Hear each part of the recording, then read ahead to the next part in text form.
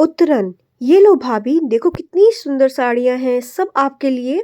प्रिया ने साड़ियाँ अपनी भाभी कृतिका की ओर बढ़ाते हुए कहा। तो कृतिका बोली, नहीं दीदी रहने दीजिए, अभी कुछ समय पहले ही तो आपने अपने सूट और साड़ियाँ मुझे दिए थे। अब फिर से नहीं दीदी, इन्हें आप ही रखिए।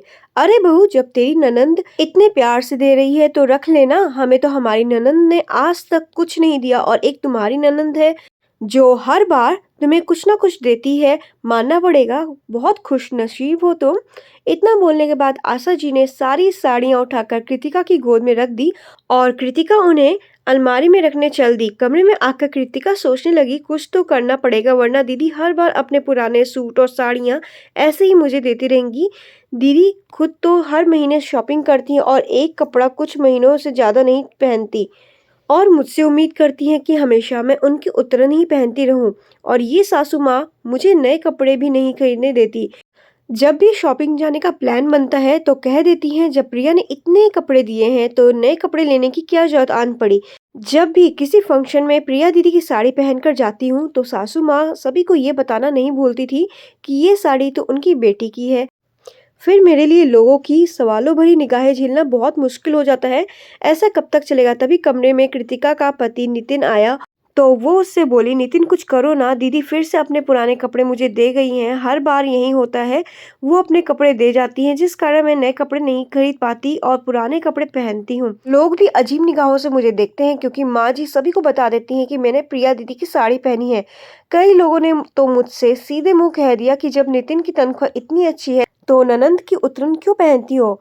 अब क्या जवाब दूं सभी को। कुछ करो ना आप। देखो कृतिका, मैं इन सब चक्करों में नहीं पड़ना चाहता, लेकिन बस इतना बोलूंगा कि अगर तुम्हें दीदी के कपड़े नहीं लेने तो सीधे मुंह उन्हें मना कर दो। शायद कुछ दिन तो उन्हें बुरा लगे लेकिन हमेशा के लिए इन सब से पीछा छूट जाएगा। इतना बोल नितिन चला गया। कृतिका को समझ आ गया कि अब उसे खुद ही कुछ करना होगा वरना ये सब ऐसे ही चलता रहेगा। सीधे मुंह कुछ बोला तो रिश्तों में कड़वाहट आती है, इसलिए कुछ ऐसा करना होगा जिससे सामने वाला समझ भी जाए और रिश्तों में प्यार और अपनापन भी बना रहे। कृतिका ने अपनी अलमारी से कुछ साड़ियां निकाली जो वो पहनती नहीं थी और सास के कमरे की ओर चल दी जहाँ प्रिया और उसकी सास बैठकर बातें कर रहे थे। कृतिका बोली, दीदी आप हर बार अपनी साड़ियाँ और सूट मुझे दे देते हो, इस बार मैंने सोचा मैं भी अपनी पुरानी साड़ियाँ आपको दे दूँ, ये लीजिए दीदी और इन्हें पहनना जरूर। पुरानी साड़ियाँ देकर आशा जी गुस्से में बोली, ये क्या बहू, ननंद को कोई अपनी पुरानी साड़ियाँ देता है क्या।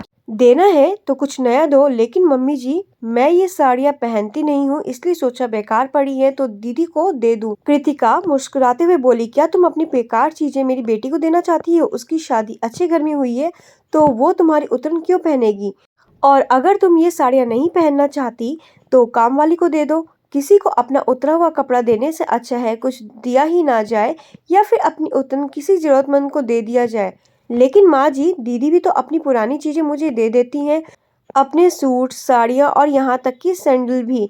और फिर कहीं जाना होता है तो आप मुझे मजबूर करती हैं कि मैं वही कपड़े और सैंडल पहन कर जाऊँ जो दीदी मुझे देती हैं। मेरी शादी भी तो अच्छे घर में हुई है, मेरा भी मन करता है नए कपड़े लेने का, लेकिन मैं तो हमेशा दीदी के कपड़े पहनती आई हूँ। अगर मायके से कुछ नए कपड़े मिलते हैं तो भी आप दीदी को दे देती हैं। पहले दीदी पहनती हैं फिर वो मेरे हिस्से आते हैं। मेरे भी तो अपने कुछ चाव है। मैं आपकी और दीदी की बहुत इज्जत करती हूँ लेकिन ये बात मुझे बहुत परेशान करती है, इसलिए आज आपसे कह रही हूँ। उम्मीद करती हूँ कि आप बात को समझेंगी। ये बोलते ही कृतिका को लगा जैसे दिल में उठ रहा गुबार शांत हो गया हो। काफी समय से कृतिका ये बातें कहना चाहती थी लेकिन चुप रही। आज उसे लग रहा था कि काश ये बातें उस दिन कह दी होती जब पहली बार उसकी ननंद ने उसे पुराने कपड़े दिए थे। प्रिया और आशा जी को भी लगा कि जो बातें कृतिका कह रही है वो एकदम सही है और वो दोनों भी रिश्तों में कड़वाहट नहीं चाहती थी।